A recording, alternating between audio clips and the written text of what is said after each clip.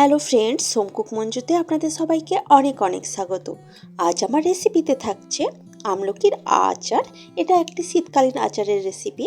এই শীতকালে ঠান্ডা, সর্দি, কাশি এগুলো থেকে বাঁচতে এই আমলকির আচারের কিন্তু জুড়ি মেলা ভার। তো এই আচারের রেসিপিটি আজ আমি কিভাবে বানাচ্ছি সেটাই আপনাদের সাথে শেয়ার করছি। চলুন, এখানে দেখুন একটা পাত্র আমি নিয়েছি, তার মধ্যে নিয়েছি কিছুটা জল। এর ওপর আমি একটা ছিদ্রযুক্ত পাত্র বসাবো।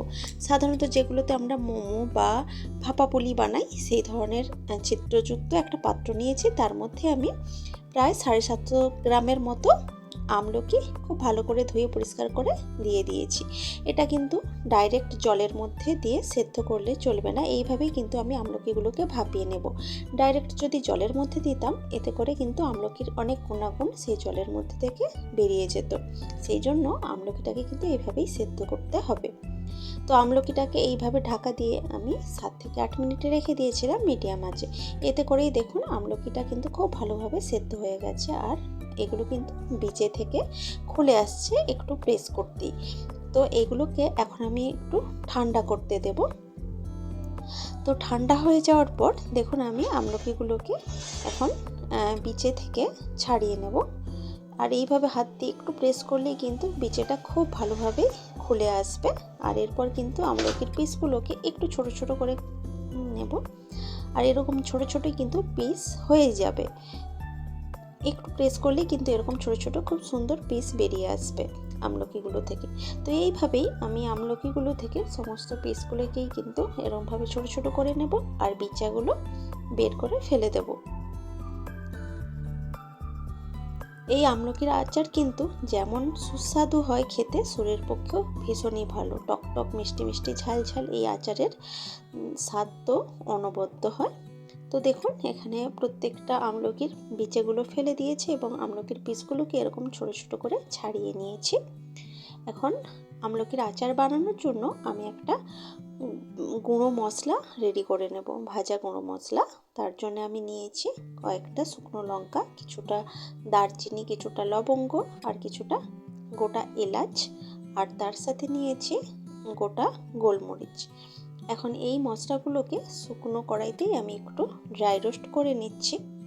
কিছুক্ষণ এইভাবে ড্রাই রোস্ট করে নেওয়ার পর এর মধ্যে খুব সুন্দর একটা গন্ধ বের হবে। যখন সুন্দর গন্ধ বের হতে শুরু করবে তখন আমি এর মধ্যে অ্যাড করব 1 চামচ মতো জিরে, 1 চামচ মতো ধনে আর 1 চামচ মতো মৌরি। ধনে, জিরে, মৌরিটাকে আমি প্রথমেই দিইনি, কারণ কি এই গরম মশলা যেগুলো ছিল আর শুকনো লঙ্কা এগুলোকে রোস্ট করতে একটু টাইম লাগবে, কিন্তু ধনে, জিরে, মৌরি এগুলো কিন্তু খুব তাড়াতাড়ি রোস্ট হয়ে যাবে। তো প্রথমেই যদি দিয়ে দিতাম এগুলো কিন্তু পুড়ে যেত, সেই জন্য কিছুটা পরে দিলাম। তো এইভাবে কিছুক্ষণ নাড়াচাড়া করে ড্রাই রোস্ট করে কিন্তু আমি এটাকে ঠান্ডা করতে দেব। তার আগে একদম নামানোর আগে আমি 2 থেকে 3টে তেজপাতা এর মধ্যে দিয়ে দিলাম কেটে। সেটা কিন্তু গ্যাসটা বন্ধ করার পরেই দিয়েছি। এতে করেই কিন্তু পাতাটা খুব সুন্দরভাবে যখন এই মশলাটাকে গুঁড়ো করব গুঁড়ো হয়ে যাবে। এখানে দেখুন একটা মিক্সার জারে আমি সমস্ত মশলাটাকে নিয়েছি একটু ঠান্ডা হয়ে যাওয়ার পর। তো ঠান্ডা হয়ে যাওয়ার পর দেখুন গুঁড়ো করে নিলাম, আর খুব সুন্দরভাবেই কিন্তু গুঁড়ো হয়ে গেছে সমস্ত মশলাগুলোই।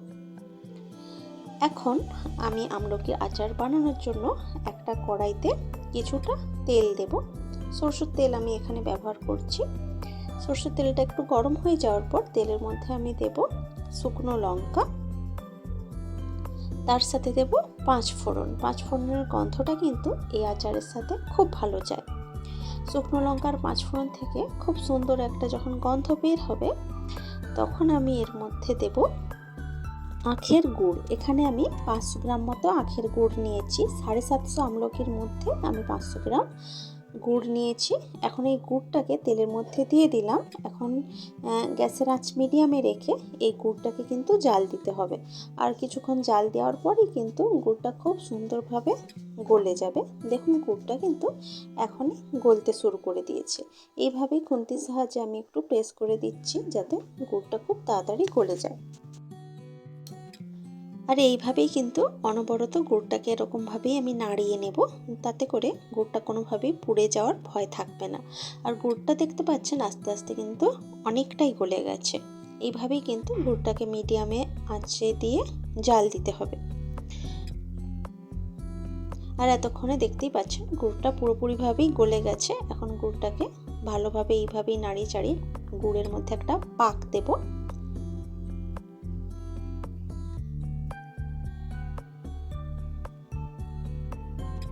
তো এখানে কিন্তু গুড়ের পাকটা কিন্তু অনেকটাই দেওয়া হয়েই গেছে, গুড়ের কালারটা অনেকটা চেঞ্জ হয়ে গেছে। এখন আমি এর মধ্যে যে আমলকিগুলোকে বিচা ছাড়িয়ে তার মধ্যে থেকে ছোট ছোট পিস পিস করে ছাড়িয়ে রেখেছিলাম, সেই আমলকিটাকে কিন্তু পুরোটাই আমি এর মধ্যে দিয়ে দিচ্ছি। আর গুড়টা কিন্তু এখন অনেকটাই গাঢ় হয়ে গেছে, কিন্তু আমলকিটা দেওয়ার পর কিন্তু আস্তে আস্তে আবার আমলকি থেকে যখন জল ছাড়বে তখন গুড়টা কিন্তু আবার পাতলা হয়ে যাবে। তো দেখতেই পাচ্ছেন এখন গুড়টা কতটা গাঢ় হয়ে গেছে। এইভাবেই আমি গুড়টাকে আমলকির সাথে খুব ভালোভাবে মিশিয়ে নিচ্ছি। আস্তে আস্তে আবার কিন্তু অনেকটাই পাতলা হয়ে যাবে।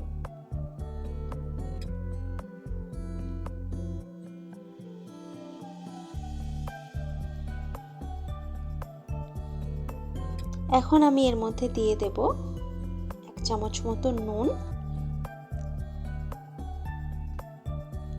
নুনটা দেওয়ার পরই কিন্তু আমলকি থেকে জল বেরোতে শুরু করে দেবে।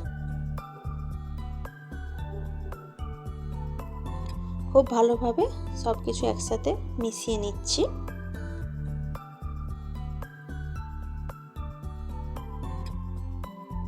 আর এখন নিশ্চয়ই দেখতেই পারছেন গুড়টা কিন্তু গলতে শুরু করে দিয়েছে আবারও।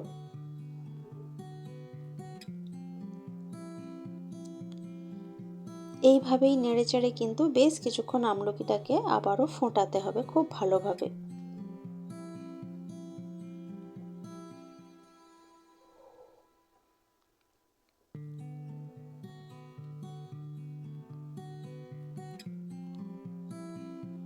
আর থেকেই কিন্তু এইভাবেই নেড়েচেড়ে আমলকির আচারটাকে বানাতে হবে।